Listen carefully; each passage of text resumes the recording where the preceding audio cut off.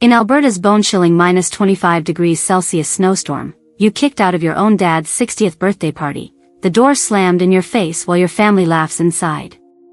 They didn't just reject me, they spat on my sacrifices, my blood spilled in Afghanistan, and left me to freeze like a stray dog.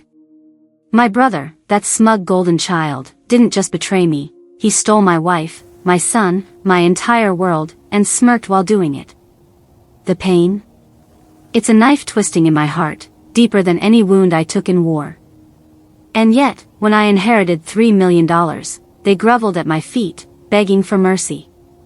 I'm James Thompson, 35 years old, a Canadian veteran who's done being their punching bag. This story of betrayal and vengeance will rip your heart out, stay with me.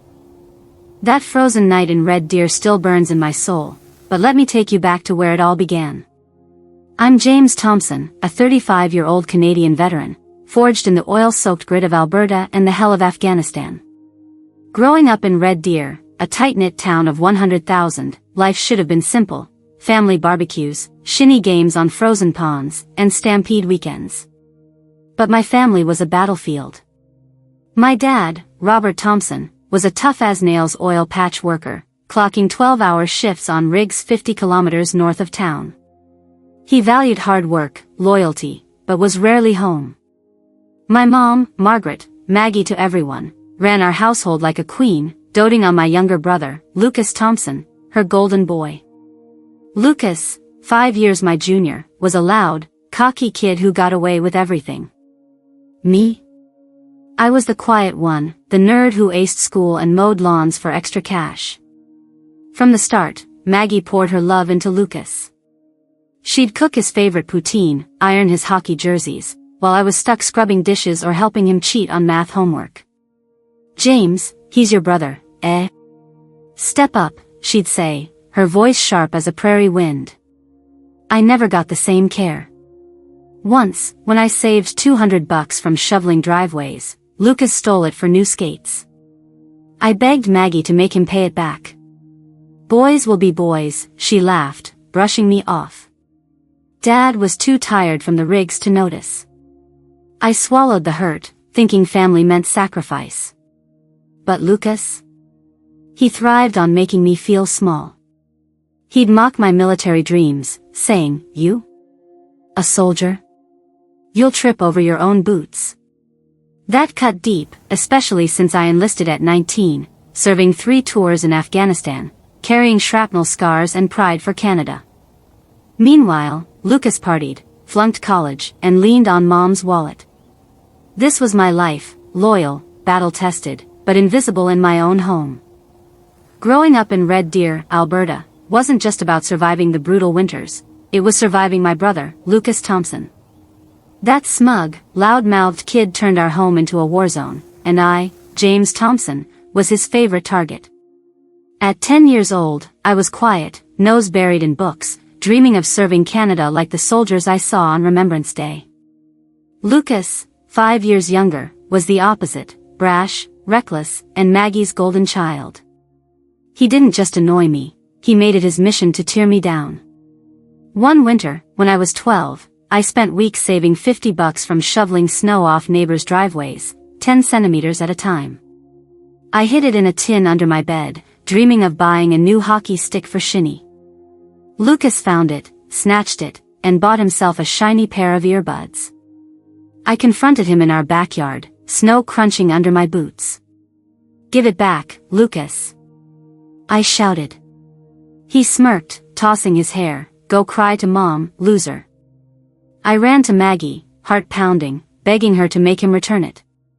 "Oh, James, don't be so dramatic," she said, stirring poutine gravy in the kitchen. "He's just borrowing it, eh?" Borrowing? He never paid me back.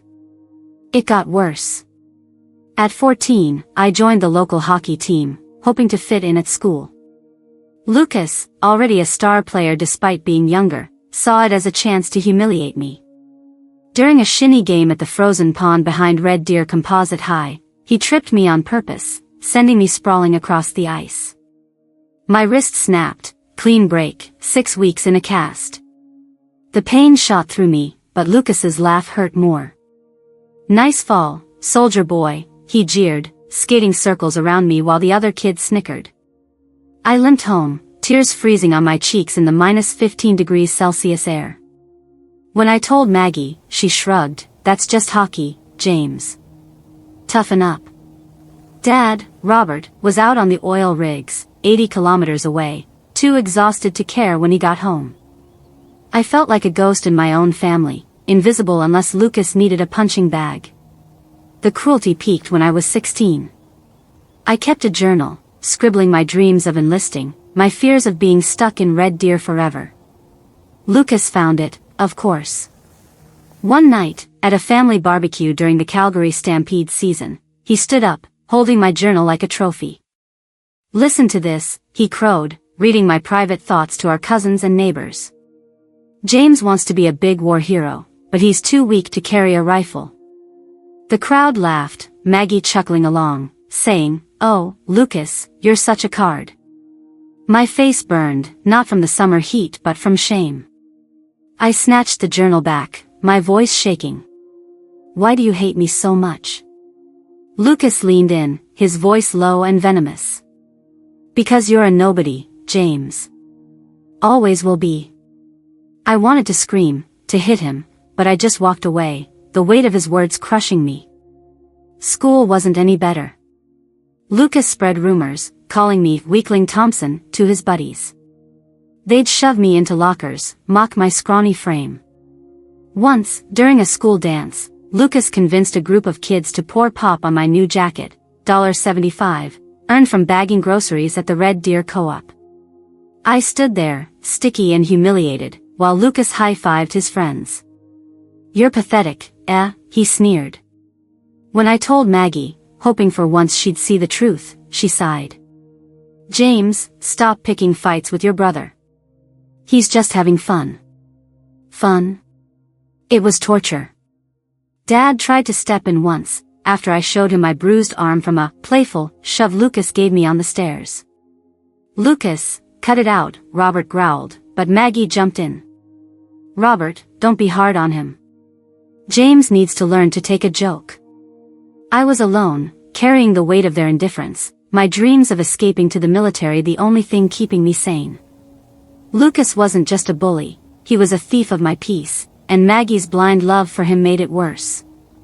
Every insult, every shove, built a fire in me, one that would burn brighter than I ever imagined. The scars Lucas Thompson left on me in Red Deer weren't just bruises, they were wounds on my soul, festering from years of his bullying and Maggie's indifference. But at 17, something snapped. I was done being the family's doormat. My dad, Robert Thompson, finally saw the truth about his golden boy.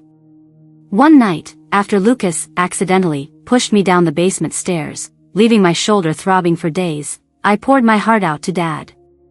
We sat in his pickup truck, parked outside our Red Deer home, the northern lights flickering faintly above. "James," he said, his voice rough from years in the oil patch, "I've been blind. Lucas is out of control. You're my son too, and I'm done letting him hurt you." His words hit like a warm fire in Alberta's winter. For the first time, I wasn't invisible. Dad drove me 100 kilometers south to Calgary the next weekend, signing me up for mixed martial arts at a gritty gym downtown. "You're tougher than you think, he said, clapping my shoulder.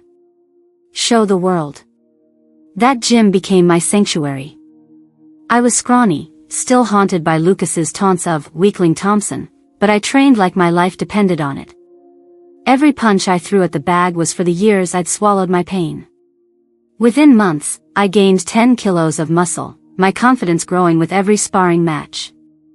I wasn't just preparing to fight, I was forging the strength to stand up to Lucas. The turning point came in the summer of 2006, right before I turned 18. I'd been working odd jobs at a ranch outside Red Deer, hauling hay bales in 30 degrees Celsius heat to save for a used car. I'd scraped together $500, stashed in a locked box in my closet. Lucas, of course, found a way in. I caught him red-handed, sneaking out with my cash to buy tickets to a Flames game. "Put it back, Lucas," I roared, blocking the front door. He laughed, tossing the bills in my face. "What are you gonna do, soldier boy? Cry to daddy again?" Something broke inside me. All the years of his cruelty, stealing my money, breaking my wrist, humiliating me, flooded back. I grabbed his collar, my fist clenched, and before he could smirk again, I landed a clean right hook to his jaw. Lucas stumbled, crashing into the porch railing, his eyes wide with shock. Blood trickled from his lip as he clutched his face. "You hit me," he whined, voice cracking. I snatched my $500 back, my heart pounding with a mix of rage and triumph. "Don't ever touch my stuff again," I growled, towering over him. For once, Lucas was silent, scurrying back inside like a kicked dog. I stood there, the summer breeze cooling my sweat, feeling like I'd finally reclaimed a piece of myself. Maggie, predictably, lost it. She stormed out, apron still on from making bannock. "James Thompson, how dare you hit your brother," she screamed, cradling Lucas like he was a toddler. "He's hurt." I stood my ground, my voice steady. "He stole my money, Mom. I worked for it. I'm done letting him walk all over me." She gasped, clutching her chest, but I saw a flicker of doubt in her eyes. Lucas, playing the victim, whimpered, "He's a bully, Mom." Maggie turned to me, her voice cold. "You're supposed to be the big brother, James. Act like it." I wanted to scream that I'd been trying for years, but her words still stung. Later that night, Dad pulled me aside in the garage, his oil-stained hands gripping a wrench. "You did right, son," he said quietly. "Lucas needs to learn respect. I'm proud of you." Those words, from a man who rarely spoke, were like a medal of honor. Lucas backed off after that. No more stealing, no more shoving. But his resentment grew, simmering in the glares he shot me across the dinner table. Maggie still fussed over him, baking him maple tarts while I got leftovers. I didn't care anymore. The gym had taught me I was stronger than Lucas's insults. I graduated high school, enlisted in the Canadian Forces at 19, and left Red Deer behind, carrying my scars but standing taller. I thought I'd escaped the pain of my childhood, but I didn't know then that Lucas's betrayal was far from over. He wasn't done tearing my world apart. After leaving Red Deer's toxicity behind, I thought I'd built a new life. At 25, I met Sarah Mitchell at the University of Calgary, her warm smile lighting up a frosty lecture hall. We bonded over late-night Timbits runs and dreams of a simple life. Sarah, a nursing student from Edmonton, shared my love for Canada's wide-open prairies and quiet strength. We married in 2013, in a small church in Calgary's Beltline, with 50 guests under a summer sky. Our son, Ethan, was born a year later, his tiny hands gripping my finger as I swore to protect him forever. I was no longer just James Thompson, the scarred veteran. I was a husband, a dad, building a family 100 kilometers from the pain of my past. But that past wasn't done with me. Lucas Thompson, my brother, and Maggie's golden boy, was about to shatter my world in a way I never saw coming. It was Canada Day 2016, and Sarah wanted to visit my family in Red Deer to celebrate. I hesitated. Lucas and I barely spoke after I'd decked him years ago, but Sarah insisted. "Let's make memories for Ethan, she said, her eyes sparkling. We drove up Highway 2, Ethan giggling in his car seat. At Mom and Dad's, Maggie fussed over Ethan, baking bannock for the barbecue, while Lucas, now 25, played the charming host. He was all smiles, offering Sarah a beer, joking about old times. I thought maybe he'd changed. We watched fireworks by the Red Deer River, and for a moment, it felt like family. But that night, Sarah seemed distant, checking her phone constantly. I brushed it off, maybe work stress, I thought. She was a nurse, often on call. But the truth was uglier than I could have imagined. 2 years later, in 2018, my world collapsed. Sarah and I were at our Calgary condo, Ethan asleep in his room. She sat me down, her hands trembling. "James, I've been lying to you," she whispered, tears streaming down her face. My heart sank. What do you mean? I asked, voice tight. She looked away, her voice barely audible. I've been seeing someone. For years. It's Lucas. My ears rang, like I'd been hit by an IED in Afghanistan. My brother? The same Lucas who'd tormented me, stolen from me, humiliated me? I stood up, pacing the 20-square-meter living room, my fists clenched. How long? I demanded. Sarah sobbed, since that Canada day. It just happened. Happened? They'd been sneaking off to hotels in Banff, 120 kilometers away, lying about her work trips. She'd even stayed late at Mom's house, claiming to help with chores, while meeting Lucas in secret. The worst came next. Sarah's voice broke as she said, James, Ethan, he might not be yours. My knees buckled. I gripped the couch, my vision blurring. Ethan, my 4-year-old, the kid I'd taught to skate on our condo's rink, might be Lucas's? How could you? I roared, my voice shaking the walls. Sarah reached for me, crying, I was stupid, James. I love you, I chose you. Chose me? She'd married me knowing she was pregnant, unsure who the father was, because I was the reliable one. I felt like a fool, a prop in her lie. You and Lucas betrayed me, I said, my voice cold as a January night. You broke our family. She begged, don't leave, James. We can fix this. But the trust was gone, shredded like paper in a prairie wind. I drove to Red Deer that night, rage burning hotter than any oil rig flare. At my parents' house, I confronted Maggie and Robert.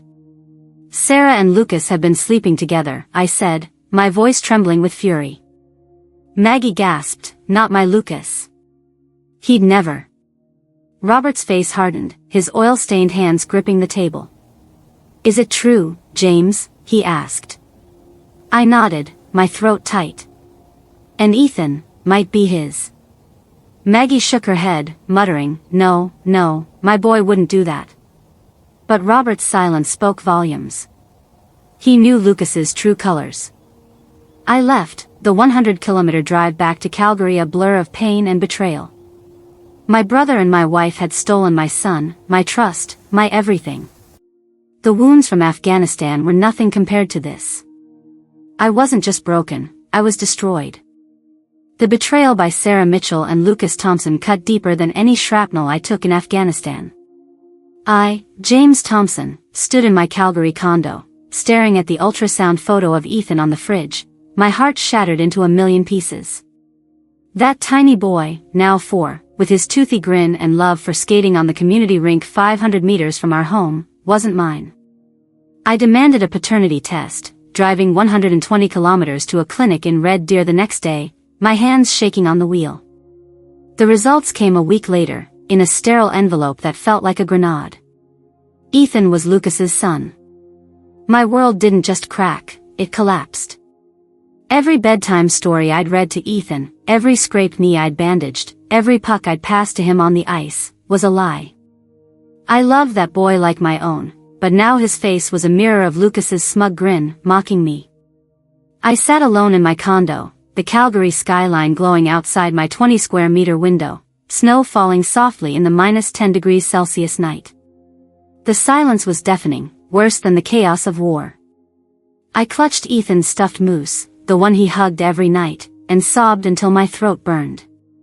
I'd faced death in Kandahar, dodged bullets 8,000 kilometers away, but this pain was a beast I couldn't fight. Sarah called, her voice trembling through the phone. James, please, don't cut Ethan out, she begged. He loves you. You're his dad. I laughed, bitter and broken. His dad?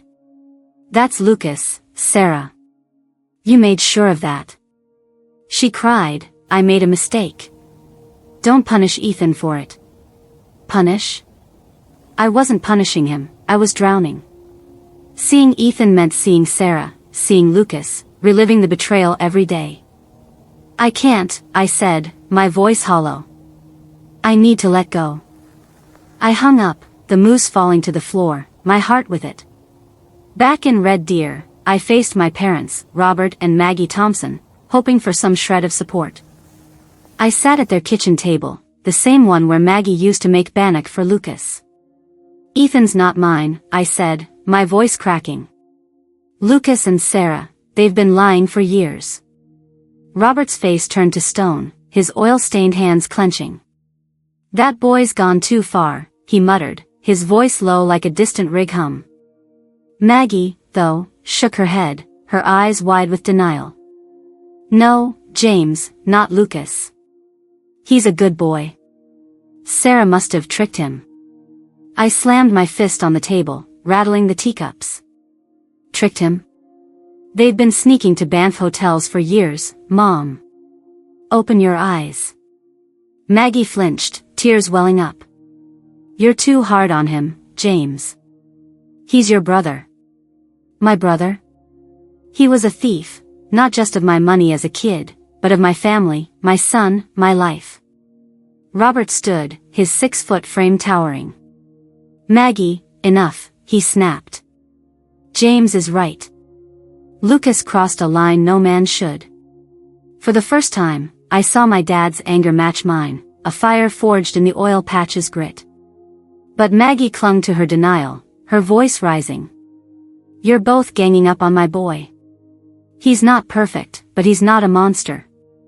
I stared at her, the woman who dismissed my pain for years, and felt a new wound open. My own mother chose Lucas over me, even now. I walked out, the 100-kilometer drive back to Calgary a blur of rage and grief. The northern lights danced above, but they offered no comfort. I was alone, cut off from Ethan, from my parents, from the family I'd fought for in war and at home. In my condo, I packed Ethan's toys into a box, each one a stab to the chest. His tiny hockey stick, his drawings of us at the Calgary Stampede, they were relics of a life stolen from me. I couldn't see him without seeing Lucas's betrayal, Sarah's lies. I wasn't strong enough to face that pain daily. I moved to a new apartment, 5 kilometers across town, trying to outrun the memories. But the emptiness followed. I'd survived war, but losing Ethan and my family was a battle I couldn't win. The man who'd fought for Canada, who'd stood up to Lucas, was now a ghost, haunted by a son who wasn't his and a family that turned its back. The wounds from Sarah Mitchell's and Lucas Thompson's betrayal bled raw, but nothing prepared me, James Thompson, for the humiliation at my dad's 60th birthday party in Red Deer, Alberta. It was January 2020, the air biting -25 degrees Celsius, snow piling 30 centimeters deep outside my parents' modest bungalow. Robert Thompson, my dad, had spent decades toiling in the oil patch, and this party was his moment, a celebration of grit and survival. I drove 100 kilometers from Calgary, hoping to honor him, maybe even mend the fractured ties with my family. I'd been living alone, haunted by the loss of Ethan, my son who wasn't mine. But when I arrived, suitcase in hand, the warmth of the house turned to ice. Maggie, my mom, greeted me with a forced smile, her eyes darting to Lucas, who lounged on the couch like a king, smirking as if he owned the place. The living room buzzed with 40 relatives and neighbors, toasting with Molson Canadians, plates piled with poutine and moose stew. I tried to blend in, shaking hands, sharing stories of my Afghanistan tours. But Lucas, now 30, couldn't resist. He stood, beer in hand, and raised his voice over the crowd. "Hey, everyone, let's hear it for James, the big war hero who can't keep a wife." Laughter erupted, sharp as a skate blade. My face burned, but I clenched my fists, staying silent. Maggie giggled, nudging Lucas. "Oh, you're bad, she said, as if it were a harmless jab. Sarah, standing beside Lucas with Ethan clinging to her leg, avoided my gaze. The room spun. My own brother, who'd stolen my family, was now parading my pain for sport. It got worse. As the party ramped up, Maggie pulled me aside to the kitchen, her voice low. "James, we're tight on space tonight. Can you sleep in the garage? It's heated, I stared, disbelief choking me. The garage? In minus 25 degrees Celsius? I'd driven 100 kilometers to celebrate my dad, and they were kicking me out like a stray dog. Mom, you're serious? I asked, my voice shaking. She shrugged, wiping her hands on her apron. Lucas and Sarah need the guest room. Ethan's with them. I glanced at Robert, hoping he'd step in, but he was deep in conversation, oblivious. I grabbed my coat, my heart pounding with rage. Fine, I spat, storming out. The garage was a frigid 10-square-meter box, cluttered with oil cans and old tires, the heater barely keeping it above freezing. I sat on a cot, my breath visible, the sound of laughter from the house cutting deeper than the cold. I couldn't stay silent. I marched back inside, snow crunching under my boots, and faced Lucas in front of everyone. You think this is funny? I roared, pointing at him. You sleep with my wife, take my son, and now you laugh while I'm banished to the garage? The room fell silent, forks clattering on plates. Lucas smirked, unfazed. Calm down, soldier boy. Nobody wants your drama here. Sarah stepped forward, her voice pleading. James, don't make a scene. Think of Ethan. Think of Ethan? I'd thought of him every day, but they'd ripped him from me. Maggie rushed to Lucas's side, her voice shrill. James, stop it. You're ruining your father's party. Ruining it? They'd ruined me. Robert finally stood, his voice like gravel. Enough, all of you. He turned to Lucas, eyes blazing. You've gone too far, son. This isn't a game. For the first time, Lucas's smirk faltered, but Maggie grabbed Robert's arm. Don't you dare blame him. James is just jealous. I couldn't take it anymore. I walked out, the door slamming behind me, the cold swallowing my tears. I drove back to Calgary that night, the 100-kilometer stretch of highway 2 a blur of rage and heartbreak.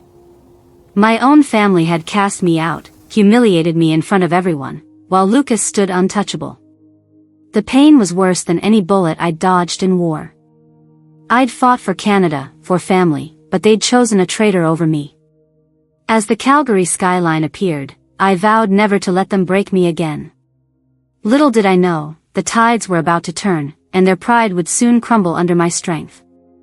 The sting of being banished to the garage at my dad's 60th birthday party in Red Deer, Alberta, was a wound that cut deeper than any I'd endured in Afghanistan.